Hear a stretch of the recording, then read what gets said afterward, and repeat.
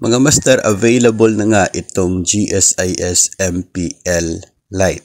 Ito po yung pinakabagong offer ng GSIS. Noon pong Huwebes ng gabi, no, naging available po siya para po doon sa mga GSIS members.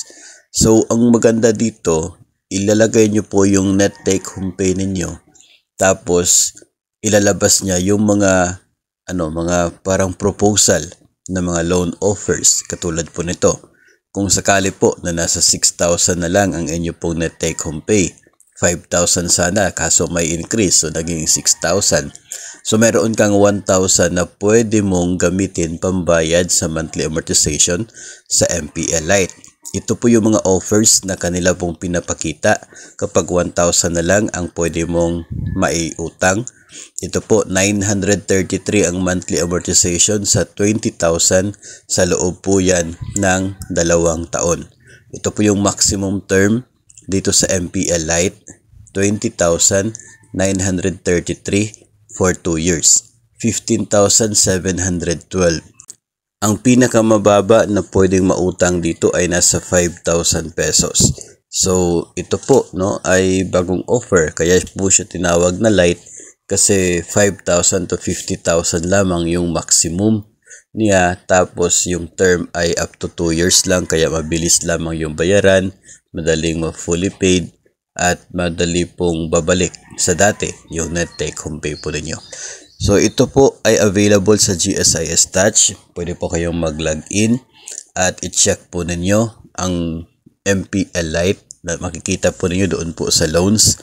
And also, kapag nag-apply ka, same process pa rin po doon sa MPL, sa emergency, dadaan pa rin po sa approval ng AAO bago po ito i-grant ng GSIS at bago i-process ang loan proceeds. So, ito po yung bagong offer. As of kagabi po, nang nag-check po tayo, hindi na po siya makikita kasi ang dami po ng mga nag-request ng tentative computation, kaya hindi po siya makater lahat-lahat ng system, ng app at dahil po siguro dahil bago pa lamang siya na loan offer kaya marami po yung nagkaka-interest, marami po yung nag-check if ever sila po ay magkano yung pwede nilang mautang at magkano ang amortization.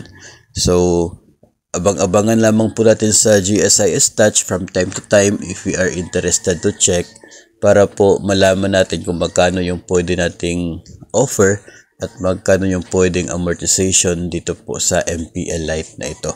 Kapag mayroon naman pong available at ma-open po natin, pwede na po tayo mag-apply if ever we decide na applyan ang loan na yan.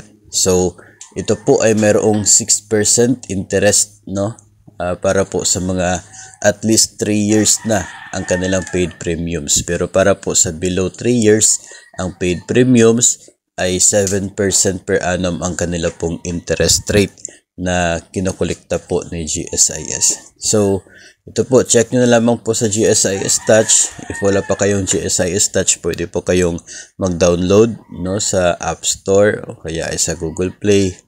Then, login po kayo gamit po yung BP number ng GSIS at make sure na active po yung contact number ninyo na nakaregister sa kanila para doon po isend ng GSIS yung OTP at makapag-open na kayo ng inyo pong account sa GSIS Touch.